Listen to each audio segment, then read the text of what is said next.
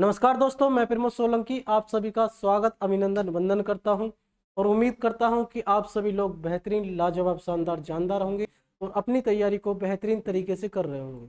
आज का हमारा टॉपिक होने वाला है क्लासिकल डांस और उसमें आज हम बात करेंगे भरतनाट्यम की, जो प्राचीनतम नृत्य है, जिसको सादी नृत्य, अग्नि नृत्य या फिर दासी नृत्य के नाम से भी जानते हैं। चलो देखते हैं बच्चे, देखते हैं साहब। भरतनाट्यम, भरतनाट्यम की अगर मैं बात करता हूं बच्चे, भरतनाट्यम इसका पुराना नाम बच्चे सादिर सादिर अट्टम, सादिर अट्टम या फिर इसी को अन्य नाम में अगर मैं बात करूं, इसी को ही अग्नि नृत्य नृत्य या फिर दासी नृत्य भी कहते हैं, दासी नृत्य भी कहते हैं, नृत्य भी कहते हैं। चलो जी, कहते हैं ये जो नृत्य है आपका भरतनाट्यम, ये मंदिरों को समर्पित है। भारत के जितने भी मंदिर हैं उससे संबंधित जो वेद पुराण होते हैं, उस समय जो मंत्र को उच्चारण होता है उस दौरान ये कराया जाता है। कौन सा? भरतनाट्यम, भरतनाट्यम। चलो, नृत्य का आरंभ, जो हम नृत्य करते हैं, भरतनाट्यम नृत्य करते हैं, इसका जो आरंभ होता है उसको कहते हैं आला रिपु, आला रिपु। और जो भरतनाट्यम है इसका जो अंत होता है उसको कहते हैं तिल्लाना या थिल्लाना, यानी नृत्य का अंत तिल्लाना या थिल्लाना पर होता है। यानी आरंभ हो गया आपका आला रिपु और एंड होगा आपका तिल्लाना, और इसी को कहते हैं थिल्लाना। समझ में आई चीजें? चलो, नट्टू बार, नट्टू बार इसमें क्या है? नट्टू बार होता है भरतनाट्यम में जो उसका पाठ करता है, या फिर मैं कह सकता हूं जो कविता का पाठ करता है, उसको बोलते हैं नट्टू बार। देखेंगे, समझेंगे फिर से। नट्टू बार भरतनाट्यम में कविता पाठ करता है, जिसमें मंत्र, जैसे मान के चलो हिंदू धर्म में कोई मंत्र वगैरह जो करता है उसको हम पुरोहित बोलते हैं। इसी तरीके से जो भरतनाट्यम में पाठ किया जाता है उसको बोलते हैं नट्टू बार।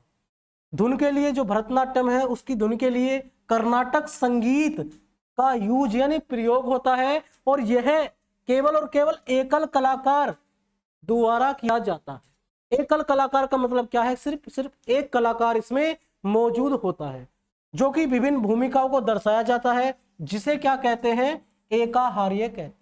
क्या कहते हैं साहब? इसी को एकाहार्य कहते हैं। अगर मैं थोड़ी सी चीज अगर इसमें बताऊं, अगर पूछ ले ज्यादा से ज्यादा, अगर मैं इसमें पूछ सकता है तो क्या पूछ सकता है कि जो आपका भरतनाट्यम है इसका स्रोत यानी इसकी जानकारी हमें कहां से मिलती है, कि भरतनाट्यम की जानकारी हमें कहां से मिलती है? तो दो बुक है जिसमें इसकी जानकारी मिलती है। दो बुक, कौन कौन सी बुक है साहब? वो बुक कौन कौन सी है? नंबर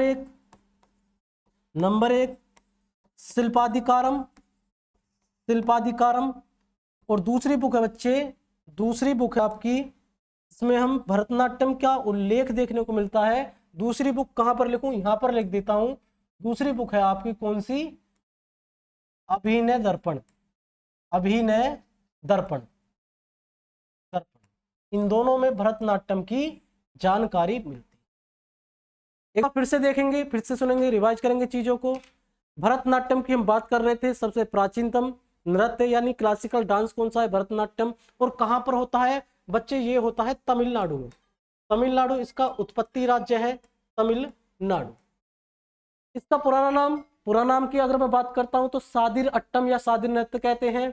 और इसके अन्य नाम की अगर मैं बात करूं तो इसको अग्नि नृत्य, दासी नृत्य के नाम से भी जानता है।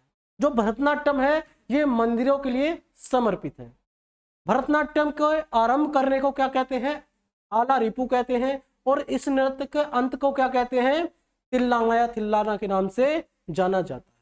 इसमें भरतनाट्यम जो कविता का पाठ करता है उसको क्या कहते हैं जी? नट्टू बार कहा जाता है। और भरतनाट्यम में जो संगीत का प्रयोग करते हैं वो करते हैं कर्नाटक संगीत का। भरतनाट्यम एकल मतलब एक कलाकार द्वारा किया जाता है, और जिसको क्या कहते हैं? एकाहार्य कहते हैं। और इन सब की जानकारी की भरतनाट्यम है, भरतनाट्यम का उल्लेख दो पुस्तक में आपको देखने को मिलेगा, शिल्पाधिकारम और कौन सी है जी? अभिनय दर्पण। तो आज के लिए इतना ही बच्चे। उम्मीद करता हूँ एग्जामिनर यहाँ से तो बाहर पूछने वाला नहीं है, अगर भरतनाट्यम से क्वेश्चन बनेंगे तो उम्मीद करता हूँ चीज़ें समझ में आई होगी। मिलते हैं एक और ऐसी ही बेहतरीन वीडियो के साथ, तब तक के लिए जय हिंद जय भारत।